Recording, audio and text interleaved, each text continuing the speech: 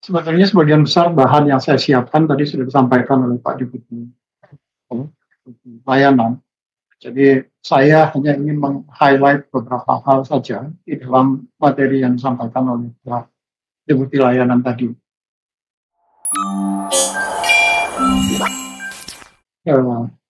Jadwal sebagaimana surat dari Pak Ibu Menteri Pan-RB terkait dengan jadwal pelaksanaan pengusulan formasi P3K paruh waktu sudah akan berakhir pada hari ini tanggal 20 Agustus 2025. Ini karena ini adalah pengusulan terkait dengan formasi, tentu yang nanti akan menentukan apakah akan dilakukan perpanjangan atau tidak, itu adalah kewenangan dari Ibu Menteri. Karena kemarin memang sudah ada pembagian tugas antara Badan Kepegawaian Negara dan teman-teman di Kementerian Pan-RB.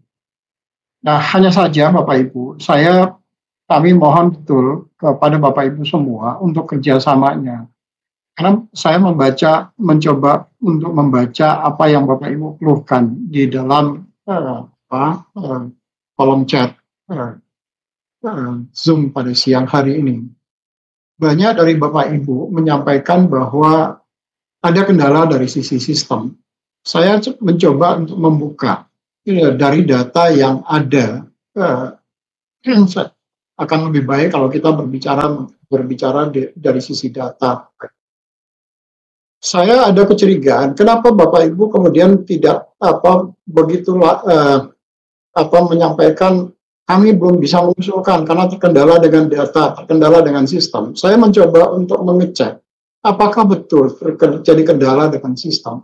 Sejak sistem itu dibuka pada tanggal 4 Agustus 2025, semua instansi sudah mulai melakukan pengusulan. Sebagian besar instansi sudah mulai melakukan pengusulan. Saya kemudian mencoba, mana sih instansi-instansi yang sampai dengan hari ini belum sama sekali melakukan pengusulan. Yang 00 ini adalah instansi. Ini tanggal 4 Agustus, 5 Agustus, 6 Agustus, 7 Agustus, sampai dengan hari ini tanggal 20 Agustus 2020. Yang kuning-kuning ini adalah instansi yang sama sekali belum mengajukan pengusulan. Sementara kalau tadi Bapak Ibu di grup chat mengatakan ada kendala terhadap sistem, kalau memang ada terkendala dengan sistem, maka tentu misalnya seperti di saya ambil contoh di Kementerian Agama ataupun di instansi-instansi yang lain, tentu tidak akan bisa untuk melakukan pengusulan di tanggal ini. Ada misalnya ini adalah kalau di daerah misalnya ada Kabupaten Kolaka Utara misalnya. Hari ini juga sudah masuk usulannya sebanyak 219 usulan. Kemarin masuk 97. Tanggal 18 masuk 135. Tetapi memang secara fokus baru dilakukan mulai dari tanggal 18 Agustus, 19 Agustus, dan 20 Agustus. Sementara dari sejak sistem kita buka di tanggal 4 sampai dengan tanggal 17 Agustus, itu tidak ada aktivitas. Kecuali ada di tanggal 11 Agustus ada masuk 2 usul. Tapi setelah itu tidak ada aktivitas sama sekali. Jadi kami mohon Bapak Ibu semua, Bapak Ibu Kepala BKD, BKPSDM, kalau kita memang komit untuk menyelesaikan, dan sekuat apapun sistem Bapak Ibu, kalau semuanya kemudian dilakukan di ujung, dengan sistem kebut satu malam, ya pasti nggak akan kuat sistemnya. Sistem sehebat apa punyanya Telkom sekalipun, kalau semua dilakukan pada satu titik tertentu, ya nggak akan kuat sistemnya. Apalagi jumlah yang kita handle ini kan datanya bukan data 1-2 data, tetapi jutaan data yang kita handle pada saat yang bersamaan. Dan itu sebabnya kenapa waktu kami mengusulkan kepada Ibu Menteri Pan-RB terkait dengan jadwal, maka diberikan kelonggaran waktu yang cukup panjang. Nah, hanya saja kemudian banyak dari teman-teman di instansi tidak melakukan aktivitas apapun, bahkan sampai dengan hari ini pun tidak melakukan aktivitas. Tetapi di kolom chat kemudian mengatakan semua sistem bermasalah. Gitu. Ini contoh misalnya di Kabupaten Serang misalnya. Hari ini masuk usulannya sebanyak 911 usulan. Kemarin 724, sebelumnya 1.200, sebelumnya 959, 769. Artinya teman-teman di Kabupaten Serang itu sudah memulai sejak tanggal 16 dan tidak ada kendala terhadap sistem sama sekali. Nah, terkendala dengan sistem ini kan tentu ada dua hal. Ada di sistem di sisi BKM-nya, ada sistem di sisi jaringan di instansi Bapak Ibu.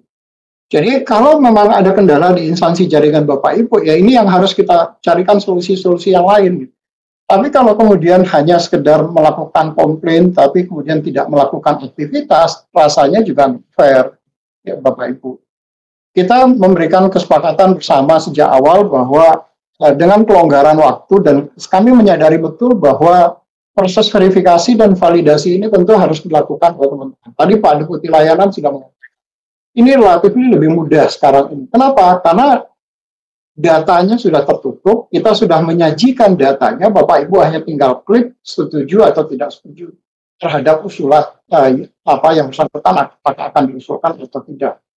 Nah, kalau dia diusulkan, maka Bapak Ibu tinggal mengklik usulannya, jabatannya kemudian mau ditaruh di mana yang bersangkutan.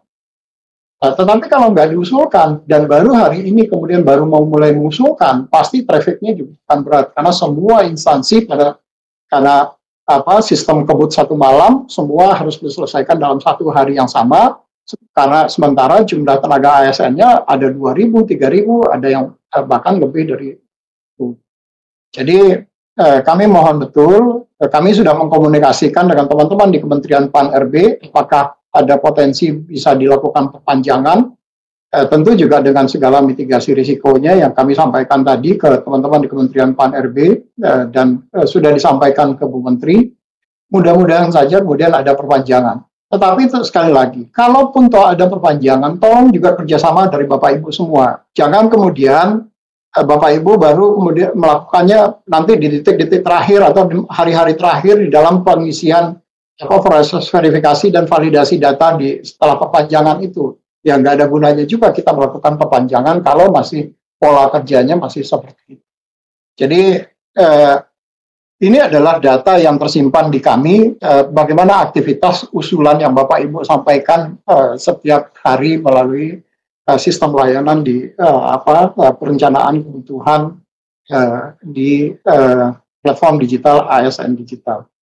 Nah, banyak instansi yang kemudian sudah menyelesaikan dan kami tentu mengucapkan terima kasih kepada Bapak Ibu yang sudah menyelesaikan usulan. Ini adalah bagian dari komitmen kita untuk menyelesaikan persoalan tenaga honorer ini sebagaimana mandat dalam peraturan undang-undangan.